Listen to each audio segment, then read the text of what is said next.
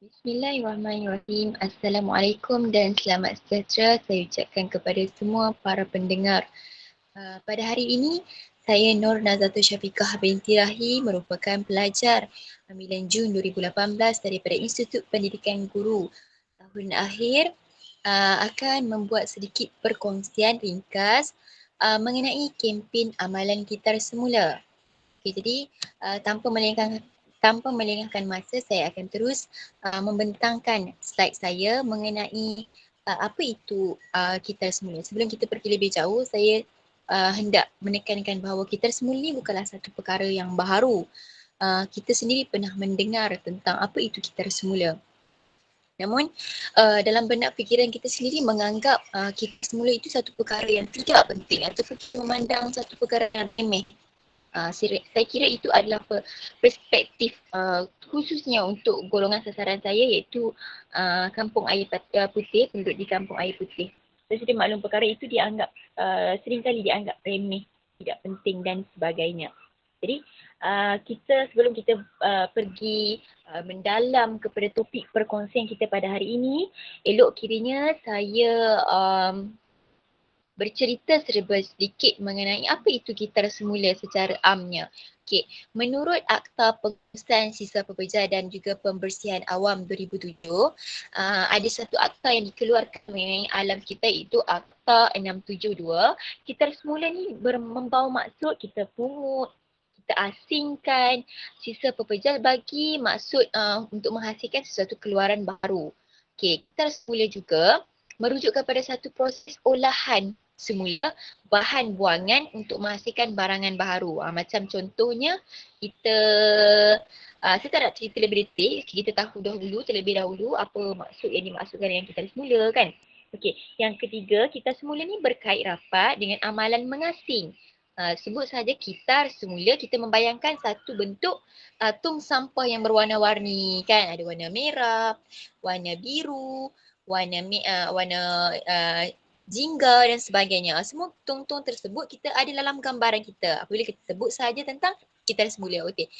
Kitar semula ni berkait rapat dengan aktiviti kita asing, kita kumpul, kita proses dan kita pasar dan kita guna semula barang-barang tersebut. Okay, jadi kita kena tengoklah mengapa kita perlu kitar semula.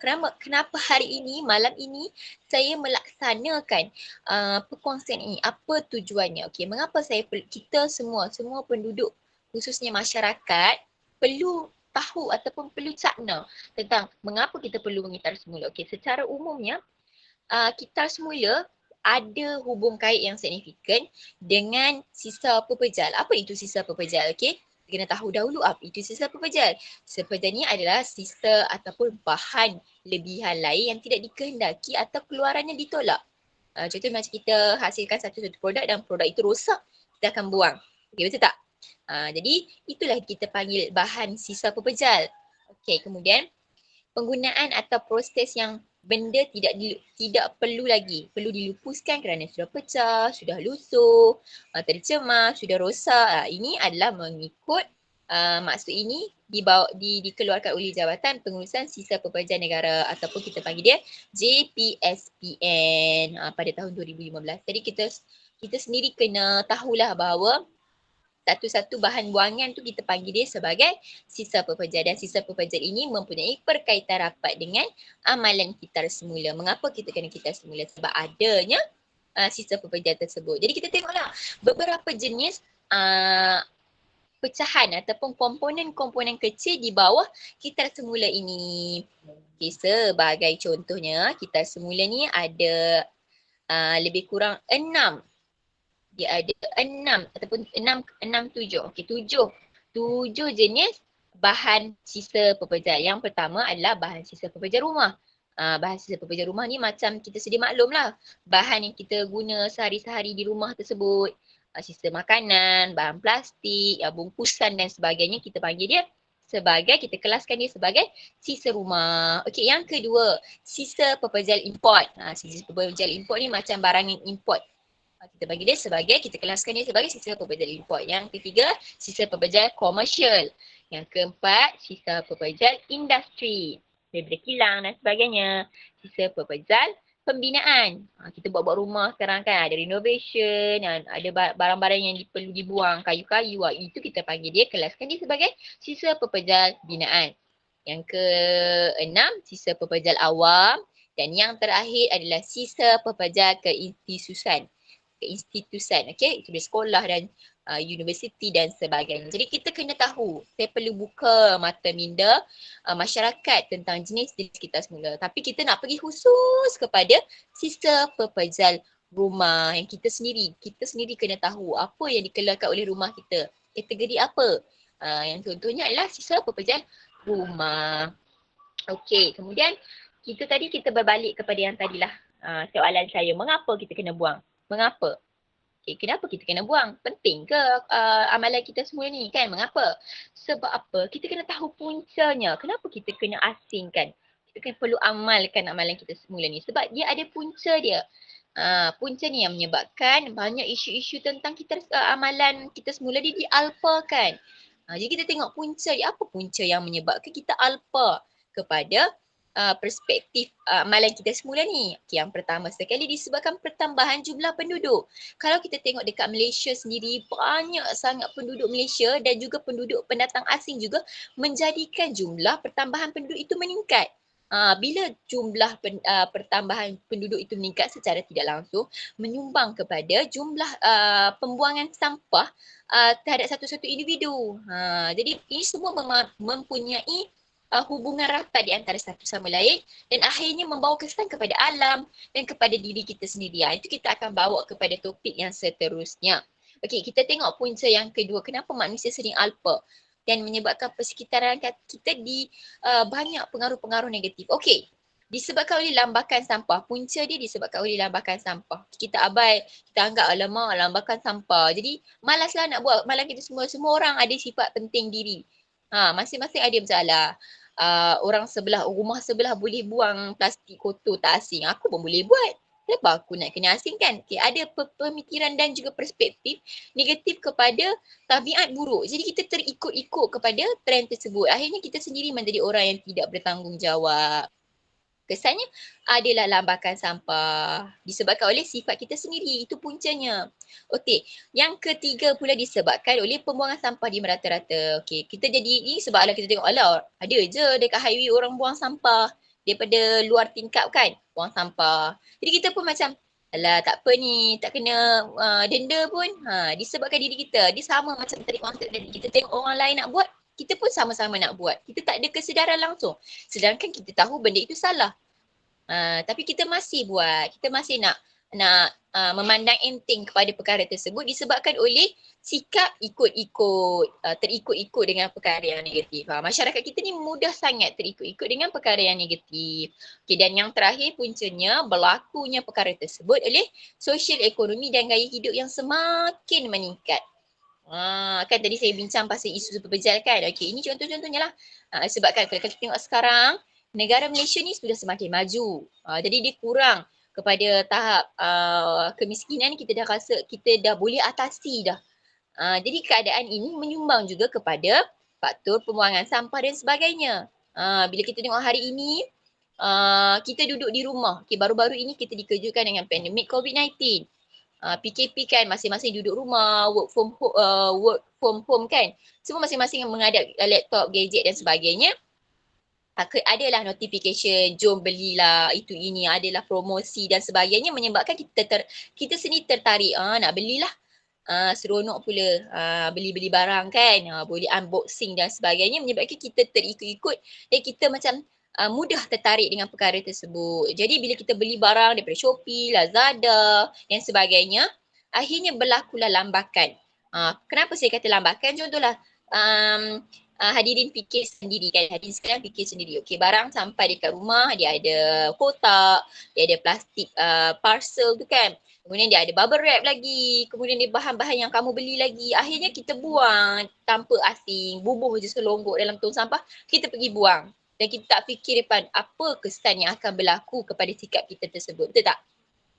Saya setuju sebabnya saya sudah melakukan beberapa soal selidik sebelum ini dan saya melihat banyak orang yang sedar tentang amalan kita semula tapi dia tidak melakukan perbuatan tersebut. Jadi isu-isu yang kita sedar tapi kita alpa seolah-olah sesuai dengan peribahasa mencurah air ke daun keladi. Tak ada langsung apa-apa perubahan dalam diri kita.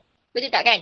Jadi isu-isu ini yang menyebabkan akhirnya berlakulah lambakan sampah. Ada isu-isu apa lagi kita nak tengok? Kita tengok selepas ini. Contohnya, apa isu-isu yang menarik tentang sampah sekarang? Okey, yang pertama, bila kita dah buang sampah, berlakunya lambakan sampah dan kesannya kepada siapa? Kesannya kepada diri kita, kepada masyarakat sendiri. Contohlah, kat Kampung Air Putih ni ada 3 tong sampah. Tong sampah besar, satu lagi dekat Pekan Junjung. Tong sampah besar, ada 2, ada 3. Dan semua tong sampah tu untuk 3 tong sampah tu untuk ke semua penduduk Kampung Air Putih. Dan akhirnya disebabkan sikap-sikap yang saya sebut tadi, sosial ekonomi dan sebagainya, semua buang dalam 3 tong sampah tanpa asing. Sedangkan ada 3 tong sampah. Kerajaan dah letak 3 tong sampah untuk kita asingkan, tapi kita tidak menitik beratkan aspek tersebut. Kita mengabaikannya. Isu-isunya. Jadi apa kesannya? Kita kena tahu apa kesan kita abaikan perkara tersebut. Okay, yang pertama sekali kita tengok dia boleh mengundang lalat, ejen pembawa penyakit taun. Sebab kita tahu kan, bila sampah busuk, contohlah kita pergi buang sampah, kita tak asingkan. Kita tak asingkan mana satu, sisa plastik, sisa makanan. Kita tak asingkan sisa botol, kaca, semua kita sogok dalam satu plastik. Betul? Saya melihat ini sendiri di persekitaran Kampung Air Putih. Itu yang terjadi. Dan kita buanglah dalam tong sampah yang dah disediakan 3, kita buang 1 je. Semua sogok dalam satu tempat. Dan akhirnya mengundanglah lalat. Lalat datang. Haiwan-haiwan seperti nyamuk juga boleh datang sebab ada air bertakung sampah tu kan. Berlakulah penyakit yang akhirnya membawa kesan kepada diri kita sendiri. Jika kita melihat satu perkara tersebut adalah sangat besar. Daripada satu je buang sampah je kot. Tak asing je kot. Plastik tu aku buang je kot. Okey. Tapi kita tak sedar daripada plastik yang kita buang. Kita tak kemikkan. Kita tak buang daripada tempat yang sepatutnya.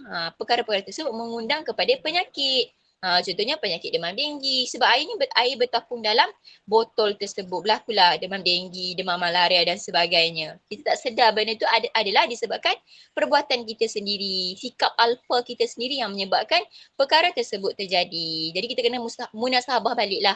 Apa yang menyebabkan terjadi pada hari ini adalah disebabkan tangan-tangan kita sendiri. Okey, yang kedua, kesan apa lagi yang berlaku sekiranya kita terus alfa. Kita sedar tapi kita buat tak tahu sahaja. Apa akan jadi?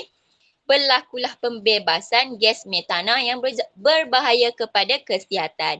Okey, untuk makluman tuan-tuan dan juga puan-puan hadirin sekalian penduduk Kampung Air Putih, sampah ni bila kita dah mampatkan dia, kita dah bawa kepada tong sampah hijau tu, MPSP datang, dia akan angkut sampah kita kan.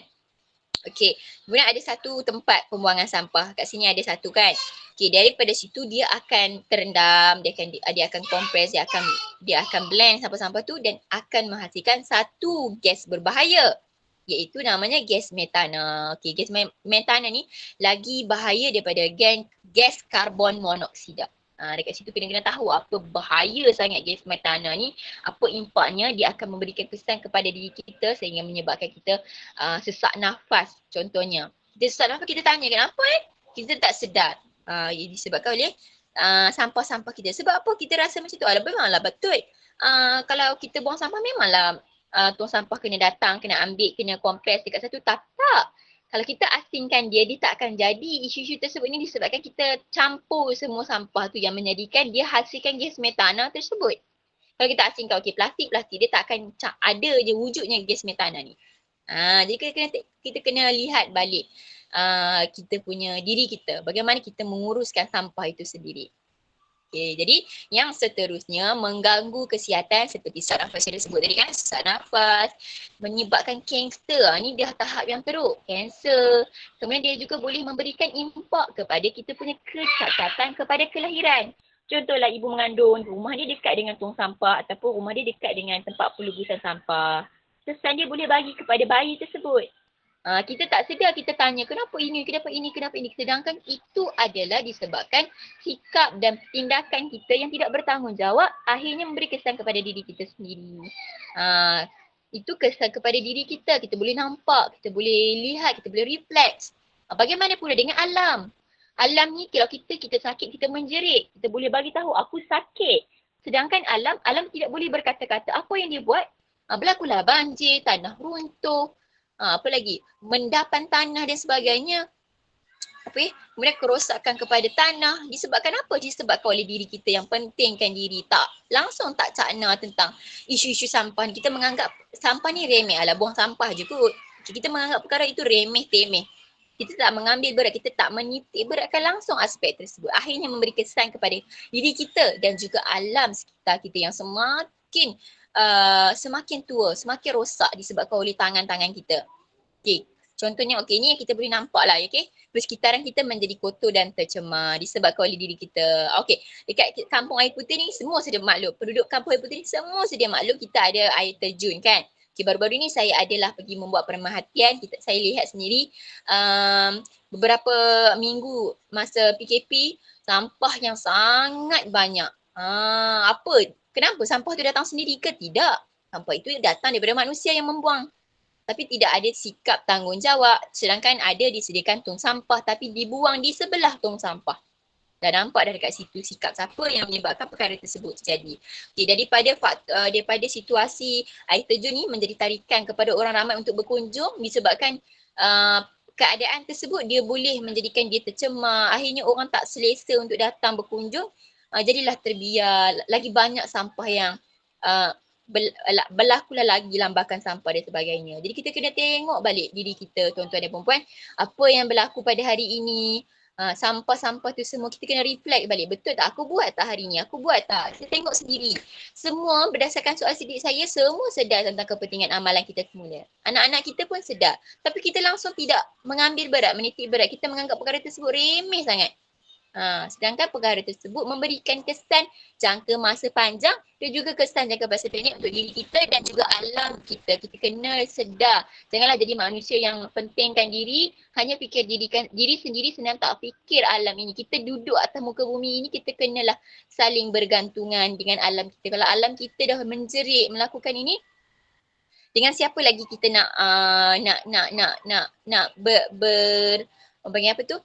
berjasa. Dengan alam lah kita nak berjasa sebab dia dengan atas muka bumi lah kita duduk. Jadi tuan-tuan, hadirin sekalian, saya menyeru sangat supaya amalan kita semula ni kita amalkan dalam hidup kita. Okey, jadi ini adalah ilmu yang kita nak kongsikan. Saya dah menjurus kepada topik saya iaitu amalan kita semula. Okey. Untuk pengetahuan perempuan, saya rasa semua dah maklum. Adik-adik yang dekat sekolah pun cikgu-cikgu dah mengajar. Ataupun kita ada kempen-kempen dekat sekolah juga kan. Okey, hari ni pendekatan saya sendirilah. Pendekatan saya untuk memperkenalkan bahawa amalan kita semula ni kita kaitkan dengan tong kita semula. Kita selalu je kalau sebut kita semula, kita terus berbayangkan tong kita semula tersebut. Jadi ada 4 jenis tong untuk pengetahuan perempuan. Lepas ini tong-tong yang disediakan oleh kerajaan tu kita manfaatlah sebaik-baiknya untuk kita buang, kita amalkan. Okey, yang pertama tong yang berwarna hijau. Warna hijau ni adalah untuk barangan kaca. Contohnya macam botol kicap, botol sos, botol jam, botol prego, apa-apa yang tuan-tuan masak tu asingkanlah dalam satu plastik untuk dibuangkan dalam tong warna hijau. Okey, yang kedua, tong warna biru. Okey, warna biru ni untuk lebih kepada kotak-kotak, kertas, barang-barang yang ni lah yang dia buat daripada kertas. Tak kisahlah apa-apa, kotak ke, kotak parcel yang beli tu asingkanlah, kemetkan dia, letak susun elok-elok, letak satu tempat. Kemudian kalau ada ni pergilah jual lah. Dia dapat balik manfaat kepada diri kita sebenarnya bila kita asli ni. Manfaat ni kepada diri kita. Contoh surat khabar yang kita tak pakai tu kan. Kita jual dekat orang jual nasi lemak. Dia akan beli. Manfaat ni kita akan dapat balik. Kita tak adalah daripada kita buang terus. Dia tak ada apa-apa buang tu sampah. Siapa pun tak bayar. Sebaliknya bila kita simpan, kita jual balik ataupun kita bagi dekat orang, kita jual balik, kita dapat manfaatnya. Dari segi duit lah yang kita boleh nampak. Okay? Okay, yang ketiga, tong yang warna merah. Tong warna merah ni lebih kepada plastik. Contohnya, botol minuman, plastik bungkusan, plastik yang beli pagi-pagi, beli plastik nasi kan. Itu simpan lah.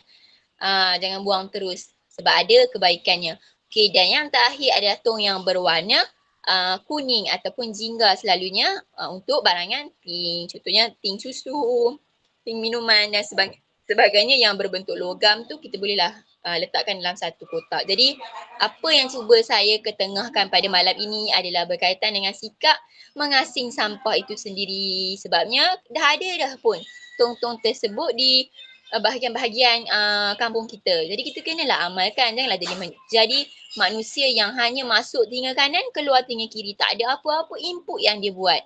Jadi kita cuba praktikkan slow-slow kan. Praktikkan perlahan-lahan dalam kehidupan kita seharian. Cubalah, terutama ibu bapa, makcik-makcik, ibu-ibu kan. Dia sebagai suri rumah tangga tu dia kena mainkan peranan lah.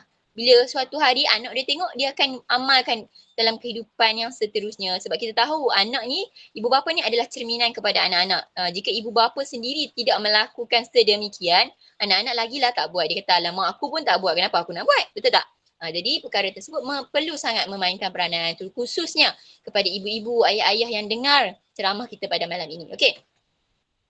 Apa kepentingan dia? Kenapa? Penting sangat ke? Amalan kita semua ni penting sangat ke? Tanya pula saya, penting sangat ke? Okey, penting sangat-sangat. Yang pertama sekali, kita boleh mengurangkan pencemaran alam.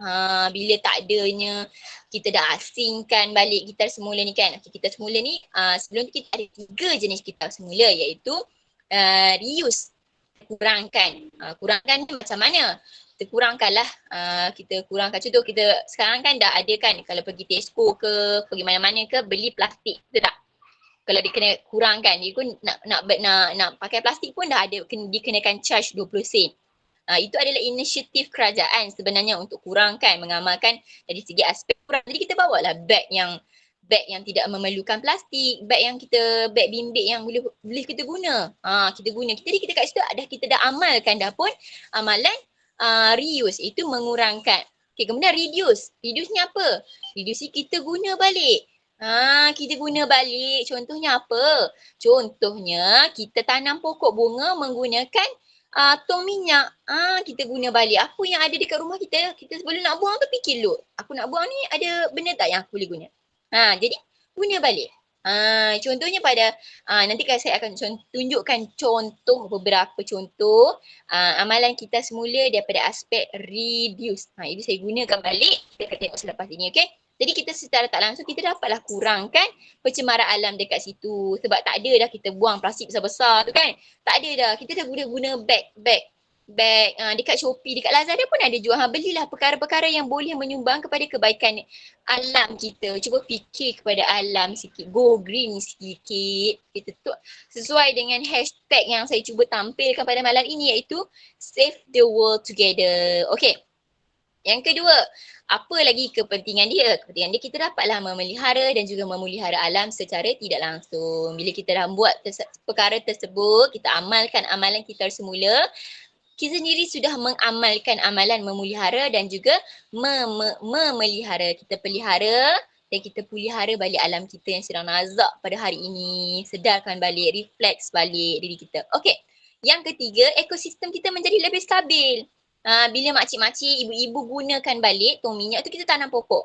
Tak, kita tahu pokok ni dia hasilkan oksigen dekat kita kan. Bila kita tanam pokok, kita berbakti dengan tanah, dia hasilkan oksigen dekat kita, kita pun seduh oksigen, kita pakarkan oksigen tu, saling bergantungan dekat situ.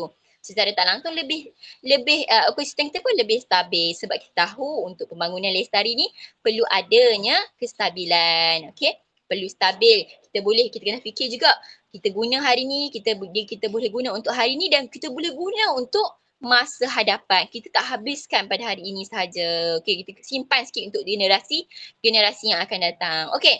Yang keempat, kita boleh menjimatkan kos. Contoh macam saya kata tadi, daripada kita kena bayar 20 sen charge untuk beli plastik tu, semata-mata plastik, akhirnya kita buang perkara tersebut. Apa kata kita bawa sendiri beg bimbit yang kita boleh. Sekarang ada banyak sangat jual kan beg yang ada tulis perkataan dekat beg tu. Guna beg tu. Dia besar. Saya sendiri pun ada beli. Saya belikan untuk ibu saya juga. Untuk kita bawa ke pasar ke. Tak payah beli plastik. Dah letak di dalam tu. Ataupun sekarang ada juga jenis seraga. Itu semua atas inisiatif dan juga orang kata sikap prihatin, empati kita kepada alam itu sendiri. Dah tak kat situ ada dah jimat dah kos. Dah boleh jimat kos. Duit 20 sen tu kita boleh simpan, bayar benda lain. Okey. Dan yang terakhir, kita akan menjamin kelangsungan sumber generasi kini dan generasi akan datang. Macam saya sebut tadi lah, bila kita dah buat semua tu secara tak langsung, kita boleh menyelamatkan dunia kita pada hari ini. Kita gunakan dia dan kita simpan juga untuk generasi akan datang. Itu semua kepentingan kenapa kita kena Kitar Semula. Jadi saya seru sangat kepada ibu-ibu, ayah-ayah yang dengar saya punya perkongsian malam ini untuk kita sama-sama buat perkara tersebut. Janganlah terus kita orang kata masuk telinga kanan, keluar telinga kiri tanpa ada input yang kita terima, input yang kita amalkan dalam kehidupan kita. Okey, ini adalah contoh amalan kita semula yang saya buat bersama ahli keluarga saya. Ini saya tujuannya bukan saya nak menunjuk alam menunjuk-nunjuk lah ni, tak. Saya nak menyeru kepada orang ramai bahawa perkara tersebut boleh dilakukan secara bersama-sama dengan ahli keluarga. Contohnya saya tanam pokok bunga dalam pot botol minyak, cantik je jadinya. Nampak tak gambar saya tu kan yang saya pegang. Ikatlah dengan dawai ke dengan tali ke supaya dia kelihatan lebih menarik dan kita boleh sangkut dekat kawasan rumah kita. Jadilah lebih cantik. Kalau tuan-tuan lebih kreatif, inovatif, spray dengan cat tu kan. Spray hiaskan cantik-cantik. Bagi anak-anak lukis. Dah ada aktiviti keluarga dekat situ kan. Okey, kemudian saya gunakan botol sabun untuk saya buat jadi penyiram. Saya tengok ibu-ibu, ayah-ayah ada guna ini. Saya rasa sangat seronok bila tengok keadaan ini. Bila seronda kan, saya tengok ada yang buat. Bersyukur saya kat situ bahawa penduduk kampung air putih ni sebenarnya ada segelintir yang sudah cakna tentang amalan kita semula. Okey, ni antara contoh-contoh yang saya buat lah. Ini contoh saja beberapa. Okey, ni yang gambar lampu-lampu tu kenapa nak letak kat situ, penting ke tak? Itu saya buat daripada barang terpakai. Saya reuse, saya guna balik. Okey, straw-straw minuman yang kita beli kat kedai kan, makan air kacang, lecikang tu kita simpan lah. Kita basuh bersih-bersih, kita buatlah jadi lampu hiasan untuk bilik anak kita ke bilik kita sendiri ke. Cantik dekat situ.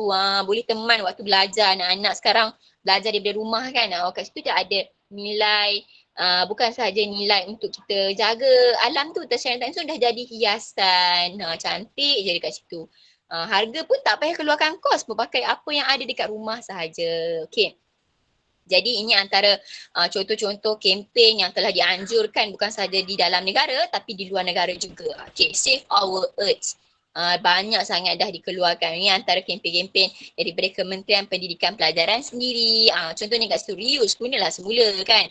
Recycle, asingkan barang. Reduce, kurangkanlah. Dekat sini dia mention tentang air, tenaga elektrik kan. Macam ibu-ibu, ayah-ayah macam dah tak pakai plug tu, teruslah cabut. Janganlah biarkan dia sebab dia ada aliran elektrik tu selagi itulah kita menggunakan dia sebenarnya. Okey. Kemudian dekat sini adalah kempen-kempen daripada beberapa institusi yang saya ambil untuk dijadikan contoh kepada ibu-ibu, ayah-ayah, masyarakat di sekitar Kampung Air Putih untuk bersama-sama kita buat perkara tersebut.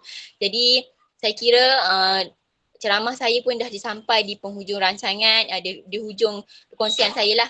Jadi saya menyeru kepada ibu-ibu, ayah-ayah dan seluruh masyarakat di sekitar Kampung Air Putih untuk terus kita bersama-sama bersinergi, menunjukkan bahawa Kampung Air Putih ni boleh melakukan anjakan paradigma untuk kita bersama-sama melestarikan alam kita, kita pulihkan alam kita, kita pelihara dan peliharalah alam kita agar ianya dapat dinikmati pada masa akan datang. Jadi saya kira sekian saja daripada saya.